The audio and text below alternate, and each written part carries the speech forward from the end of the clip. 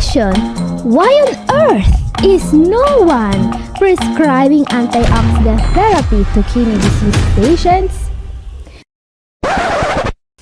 Science is very clear on this.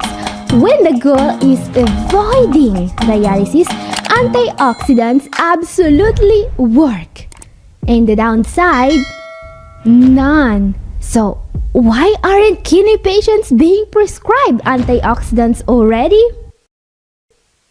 Catherine here, I'm a doctor of natural medicine, and today I want to open this video with a success story. This is from a patient of mine, John Lindsay. Hello John, and I just found out that he is a musician. And guys, you know I will never violate patient confidentiality, but I can absolutely read you a comment he posted on one of my videos. Here is what he says.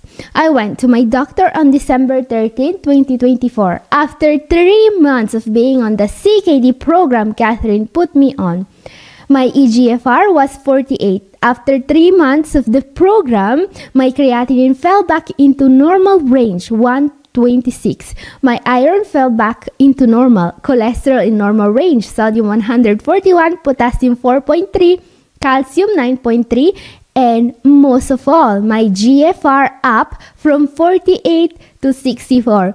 This was such a big change for me. What an amazing improvement. Huge congratulations, John. I'm incredibly happy for you. So his kidney function went from impaired to normal. His iron levels, cholesterol, sodium, potassium, all back to normal. And all that in just 3 months. I mean, that's like going from an out-of-tune piano to a grand Steinway overnight. It's not a miracle. This is the fruit of all the hard work and dedication John has put into following his renal diet and improving his lifestyle. So, congratulations again. And guys, while it's obvious that the health improvement, this radical can only come from multiple profound diet and lifestyle changes, today I want to explore a part of the CKD treatment that's hardly discussed but crucial for achieving these kind of results: antioxidant intake.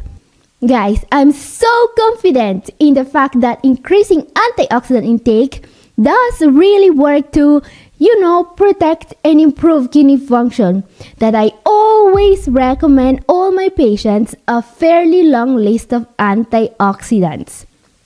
There is a combination of 2 antioxidants in particular that I always recommend because it has been used to achieve a huge drop in creatinine levels in the patients that needed it the most. This is going to be our number 1 for today. Don't miss it. But here's the thing, when it comes to antioxidants, size doesn't matter, variety does. So today we will see how to squeeze every last drop of antioxidant goodness out of your foods, vitamins, minerals, and supplements. Starting with number 7, which is a food with little known antioxidant properties, capers. Have you ever tried them? They are those salty green dots you usually see loitering around your bagel and lox. Incredibly enough, turns out they're actually healthy. And capers are technically a fruit, but don't expect anyone to start throwing them into smoothies anytime soon. Capers are a central ingredient in tartar sauce, and they're often used in salads, sauces, and pasta dishes. Now, capers are typically salted and pickled, alright? Some capers are so salty, they make your ex's text messages look mild. So here's a tip. If you want to try capers, rinse them like they owe you money. But why would you even want to eat them, you ask? Well, capers are an ancient remedy used in several traditional medicines. In traditional Chinese medicine, capers are believed to improve blood circulation. In Ayurvedic medicine, they are thought to optimize heart health, keep your kidney working efficiently, and act as a natural diuretic to promote urine production. These sound like benefits that may help with kidney function, don't them? And guys, one of the reasons why capers have been thought to have these benefits is their content of one antioxidant in particular, quercetin. You may have heard about quercetin in relation to certain foods such as onions, blueberries, grapes, and don't get me wrong, they are all super healthy, but those foods pale compared to capers. Capers are the Beyonce of quercetin content. Everything else is just backup singers, which is very interesting because quercetin has huge benefits for kidney health. First of all, it's an incredibly powerful antioxidant, and that's the main reason why we are interested in it. As you can see, CKD patients have higher levels of oxidative stress. In fact, in conditions like diabetes and high blood pressure, oxidative stress is a key mechanism through which the kidneys are harmed. So, the more the antioxidants, the less the kidney damage. Not to mention, quercetin is known to help directly both with high blood pressure and diabetes. This is why quercetin could be considered both as a supplement and from foods. And this is not the only incredible little known superfood I want to show you today. But if you're looking to take your kidney health to the next level beyond the general tips I share in my videos, now's your chance to get personalized advice directly from me. Yes, you can now book a one-on-one consultation with me and get guidance tailored just for you. And I'm now also offering fully customized renal diets with every consultation. Because remember, while a renal diet is essential, having one that's personalized for you can make all the difference. So if you are interested in starting a treatment plan that's easy to follow, tested and personalized for your very own needs, consider sending me an email.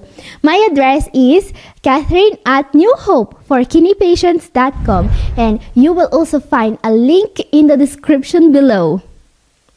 Okay, let's talk about another food which is unbearable when it comes to antioxidant content. Number 6 is sunflower seed. Yeah, this is a really underrated food. Just 1 ounce of these seeds contains up to the 66% of your DV for vitamin E. But why is this important? Well, vitamin E is the antioxidant equivalent to duct tape. It fixes everything. Okay, maybe not everything, but it for sure has incredibly powerful antioxidant properties. Vitamin E is so effective against oxidative damage, it was used on 59 diabetic kidney disease patients in stage 3 of CKD to reverse the progression of the disease. Incredible! Now, vitamin E is something you only want to supplement in very low doses because the last thing you need is mega dosing your way into a bizarre new health problem no doctor will ever be able to diagnose. In fact, like for other fat-soluble vitamins with vitamin E, there is a risk of accumulation in CKD patients. Yeah, think of overdosing on fat-soluble vitamins like vitamin E, A, and K, like having too many cooks in the kitchen. It's a disaster waiting to happen. Sending me raw fish, but it's f***ing cold, it's f***ing raw. Not to mention that, there is not just one form of vitamin E in nature. Not many people know this, but what most foods contain is a mix of the alpha, the beta, the gamma, and the delta tocopherols. But on the other hand, what you will get from most supplements is just DL-alpha tocopherol, a synthetic form of this vitamin, not something you want.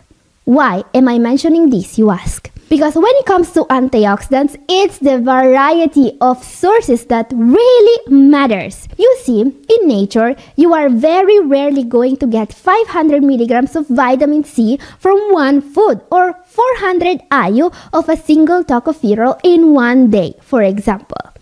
Now, what you usually get from eating what nature actually provides is small doses of a wide variety of different antioxidants. So yeah, Mother Nature's like the ultimate buffet, offering tiny samplers of everything. Meanwhile, the supplement industry is like that guy at the buffet who piles his plate with just shrimp. Sure, it's easier for marketing, but your body is begging for variety. So question, what can we do to improve our antioxidant intake naturally? And this brings us to our number 5, which is antioxidant-rich foods. Food is incredibly important. Guys, I'm serious about this. You should jam in as many antioxidants as possible into your diet. You should jam in antioxidants as aggressively as Disney jams its political agenda into its movies. So question, what foods are rich in antioxidants and great for a renal diet? Well, a surprising entry here is cocoa powder. Cocoa is full of catechins, which have incredible antioxidant properties. Pecans are also worth mentioning. They are so rich in allergic acid. They were actually tested on people suffering from high cholesterol with amazing results. So yeah, what this study says is that basically pecans said, hold my beer. Kale smoothie, I got this. Artichokes are also amazing. They are super rich in chlorogenic acid, which is especially effective against type 2 diabetes and heart disease. And of course, also consider the usual suspects. Kale, for example, is super rich in vitamin A, K, and C, plus quercetin and kaempferol, a wide array of antioxidants that, as we have seen, should always go together. Yeah, kale is amazing. If oxidative stress had a Yelp page, kale will be the 1-star review. And red cabbage is also great. It's super rich in anthocyanins that give it its purple color. Beets are also amazing. Of course, I can't forget berries. Strawberries contain anthocyanins and vitamin C, and blueberries are literally jam-packed with anthocyanins. And guys, many other fruits have antioxidants in them. What you need to know is that they are mostly in the peels. So here's the thing, don't peel your fruit. Yep, that's right, the peeling off and throwing away, that's the antioxidant jackpot. So leave the skin on whenever possible. Apple peels, keep them. Cucumber skin, stay. Banana peels. Wait, what? Okay, maybe not those. Let's not get carried away. Anyway, another great strategy is to add colors to your plate. Many of the foods richest in antioxidants are blue, red, orange, or black. And there are tons of different antioxidants that can help you. So the best way to get more of them is adding many colorful fruit and veggies to your diet. Now guys, there is only one thing in your diet that's even more powerful than the foods you eat when it comes to increasing your antioxidant levels. It's what you drink. You see, we get way more antioxidants from beverages such as tea and coffee than any food in our diet. This is why I always recommend green tea. Green tea is super rich in EGCG. This is an antioxidant with incredible benefits. It even protects from renal fibrosis, as we can see, which means scarring. Scarring is what makes kidney damage permanent. So trust me when I say that you should really look into anything that makes this damage, not so permanent. Now, the problem with the antioxidants in green tea is that they are not well absorbed by the body. So in order to turn your regular green tea into the most powerful antioxidant source in your diet, what you want to do is to add yet another antioxidant to your morning cup of tea. I'm talking about number 4, vitamin C. So let's talk about the most well-known antioxidant of them all. Now, vitamin C boasts a myriad of health benefits. It helps with blood pressure, it's a detoxifier, helps with iron absorption, wound healing, immune health, and, well, a lot more. And, as we will find out today, it will greatly help with absorbing many antioxidants. In fact, when you add a splash of lemon, which is rich in vitamin C, to your green tea, you can increase the absorption of catechins by more than 5 times. Actually, vitamin C doesn't just improve EGCG absorption. The same could be said for quercetin, anthocyanins in general, beta-carotene, lycopene, vitamin E, and more. So do you remember what I was saying about always getting antioxidants from various sources?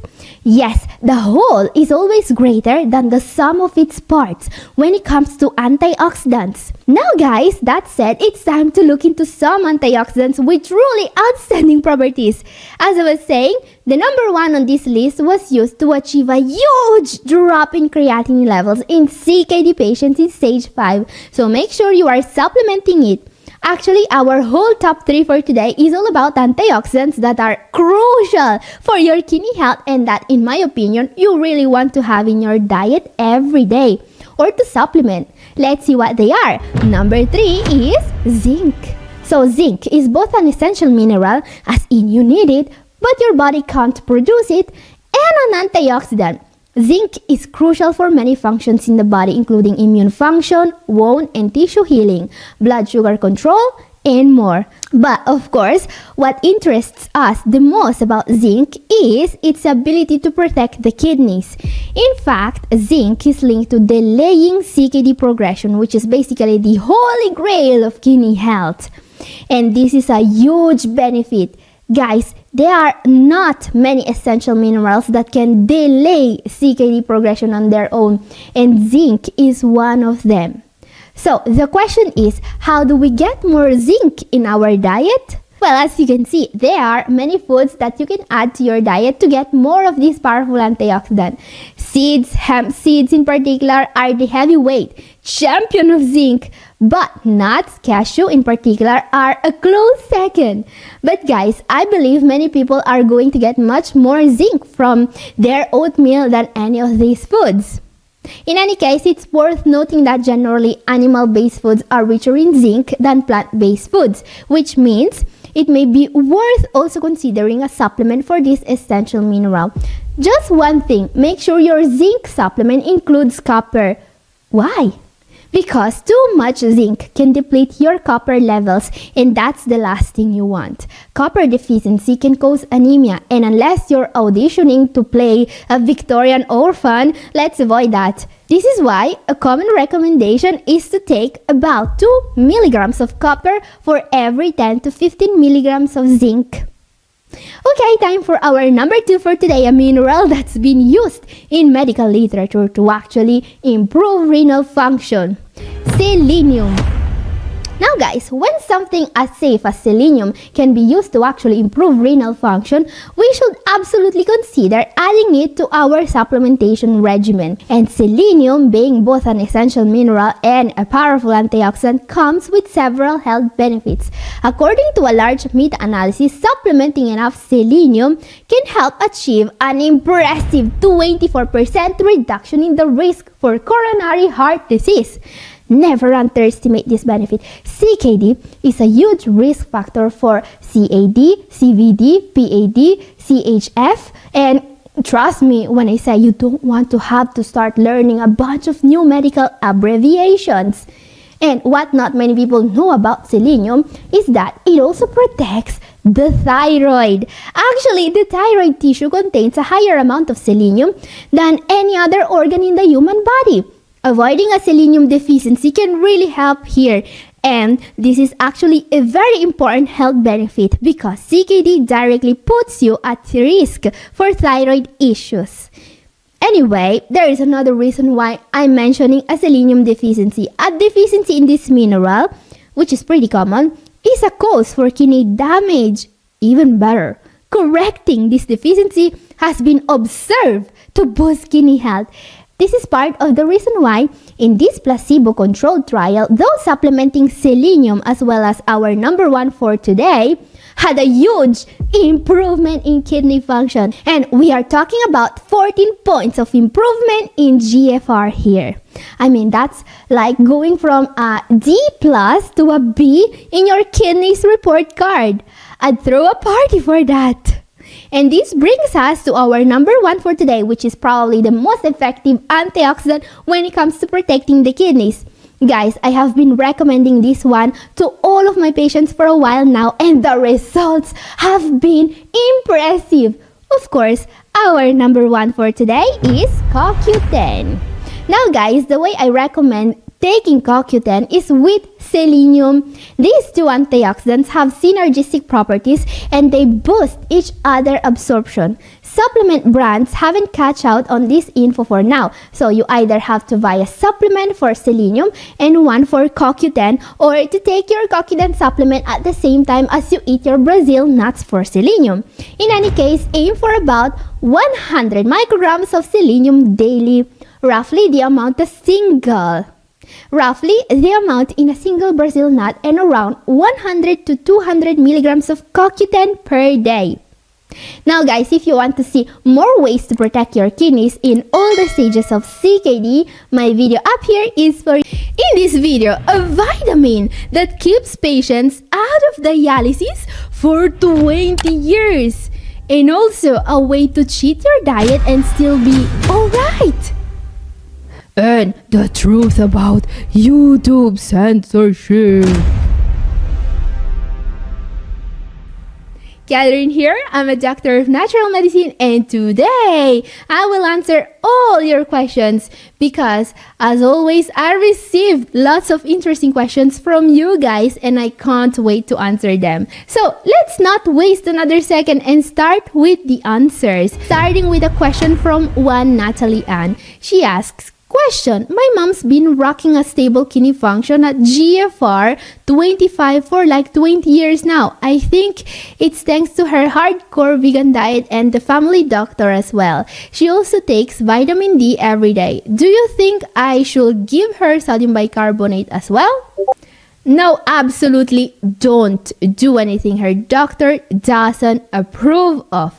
I mean, a GFR stable in stage 4 for 20 years, that's a miracle. Her doctor must be really good.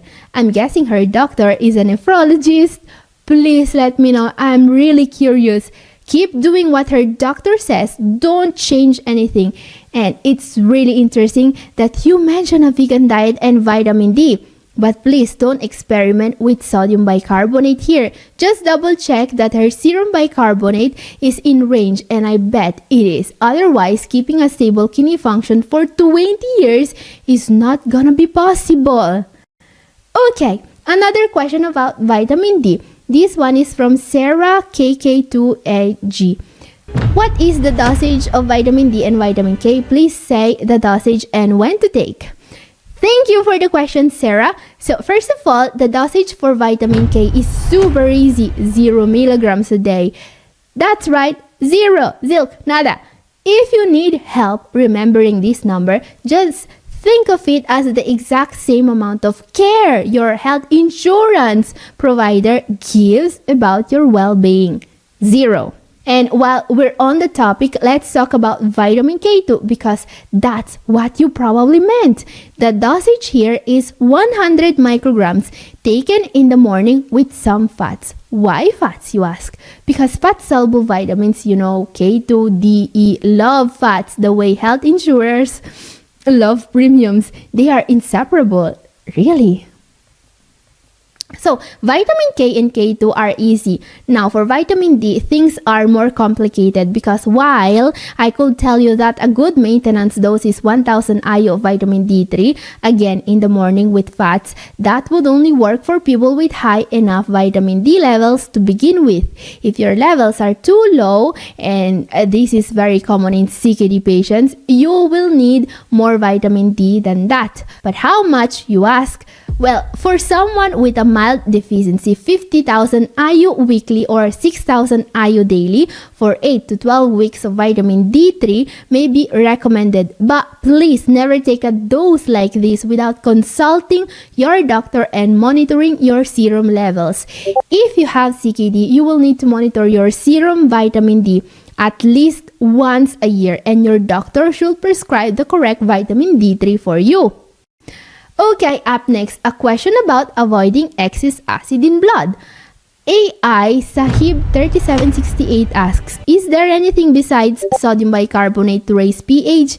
Is water sold at 9.5 pH genuine? And how much to use? So what else can you do besides taking sodium bicarbonate to improve your acid-alkaline balance and avoid metabolic acidosis?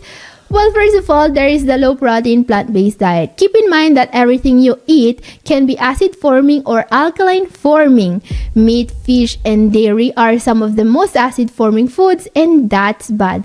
On the other hand, vegetables, green, leafy vegetables in particular, are the most alkaline forming foods. And yes, the renal diet really helps, but in some cases is still not enough, and there is the need for sodium bicarbonate.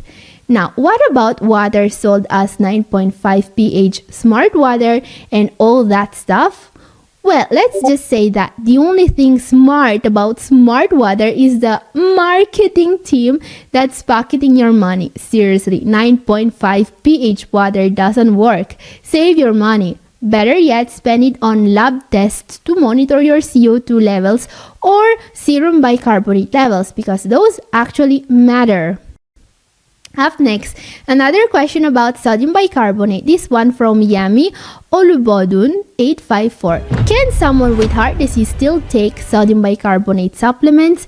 Someone I know tried it and his heart started palpitating. We were scared he would have a heart attack. Oh, that's scary. Well, fortunately, it's not common at all to get heart palpitations from sodium bicarbonate. However, sodium bicarbonate is not a supplement to take without consulting a doctor. Think of sodium bicarbonate like a toddler with a Sharpie. It needs supervision. First of all, because not everyone needs it. Second, because your dose needs to be calculated by your doctor and your serum bicarbonate needs to be monitored. By the way, if you want to learn how to calculate this dose, I recently made a video about this. It's up here and also down in description. Now, if you want to know why someone will get palpitations from sodium bicarbonate, my best guess will be a mega dose, a dose that wasn't appropriate. You see, a common dose of sodium bicarbonate is a single 650 milligrams tablet taken 3 times a day. That's about 1/8 of a level teaspoon. Tiny, right? And of course, in order to get heart palpitations from sodium bicarbonate, you need to really take a lot of it and to be sensitive to sodium and probably to have a pre-existing electrolyte imbalance and heart disease. Actually, while there are certain risks with sodium bicarbonate, it's not that dangerous. I mean, it's not epinephrine. I see it more as the proverbial straw that broke the camel back in this situation. Okay, up next, a very interesting question about the renal diet from Rafael P. Nogueira. Are there times that I can get out from the healthy diet?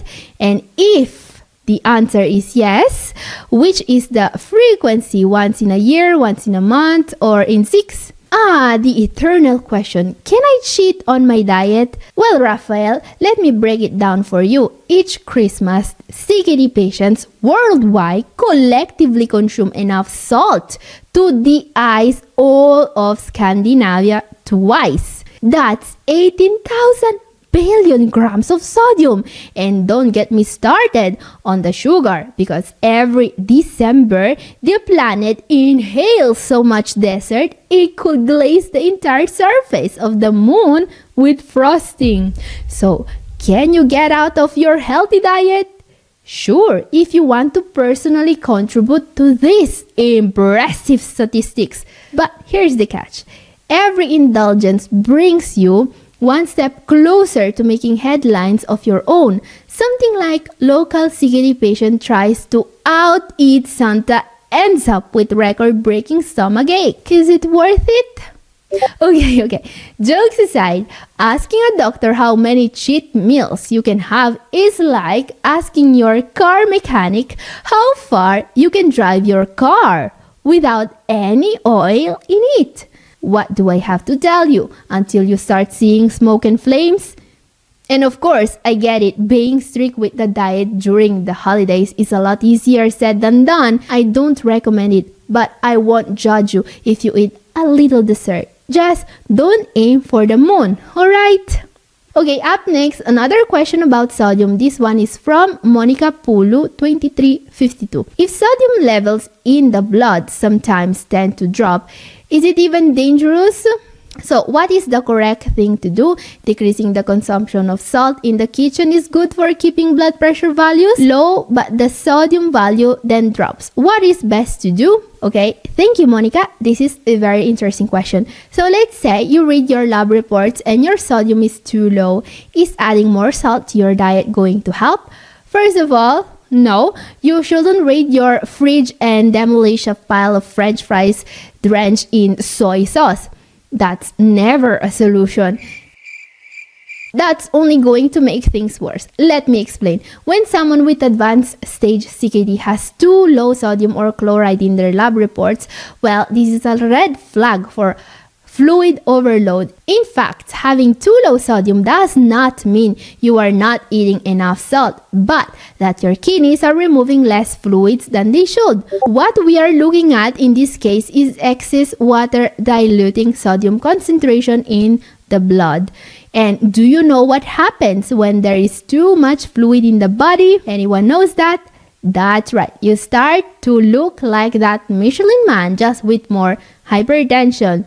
Yeah, that's why adding even more sodium is a bad idea here. More sodium will mean even more fluids going around in the body, causing blood pressure to raise even more. So this is why it's so important to monitor these levels in your lab reports, sodium and chloride.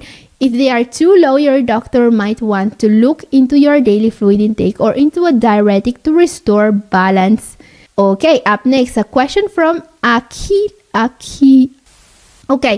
next, a question from Aquila Surve, 7568. Catherine, are you giving consultations in India? Okay, that's an easy question. Yes, I do. I offer remote one-on-one consultations and I can absolutely see patients from India. Actually, I can see patients from anywhere in the world. If you are interested, you can send me an email to catherine@newhopeforkidneypatients.com, and there is also a link you can follow down in the description. And guys, if you are interested in following an approach with a proven track record, this is a great time to start. Up next, a question about teas. Oh, I love teas. This is from Vilma Reyes, 7645. She asks, how about combination of hibiscus and chamomile? This was in my video about some of the best teas for kidney health, and yes, absolutely, you can combine hibiscus and chamomile. They're both great and they can be used together because they protect the kidneys in two different ways. In fact, while they're both sources of antioxidants, hibiscus tea acts as a mild diuretic, promoting increased urine production, great to protect from high blood pressure. But the way chamomile tea protects the kidneys is thanks to its calming properties, which can help reduce stress and promote overall well-being. Never underestimate this benefit. Stress management is very important for protecting the kidneys. So yeah, I think chamomile tea and hibiscus tea can be a great combination. Okay guys, let's go from teas, my favorite topic ever, to my least favorite topic ever. Censorship. Here's a question, a user called Lilolai asking my video about Luigi Mangione and the healthcare scandal. Who's censoring the words assassin, pass away, and more? Catherine or YouTube? Don't let the glass generation bully you away from the right terminology. Emotional weaklings who can't handle language should get professional help. Okay, thank you, Lilolai, for the question. So first of all, I'm pretty sure no one in my audience qualifies as an emotional weakling. I mean, if you can handle a disease as terrifying as CKD and you're still here laughing at my jokes about fluid retention, well, you're probably tougher than protein bar that's been sitting in the back of a dialysis center vending machine for 5 years. Now, the reason I myself censor certain words isn't because of delicate sensibilities. It's because of bots. That's right, YouTube uses bots to flag and hide content they don't like. Yeah, that happened to me in the past. It happened a lot. So yeah, I'm self-censoring some words with the hope of preventing the whole video from being censored.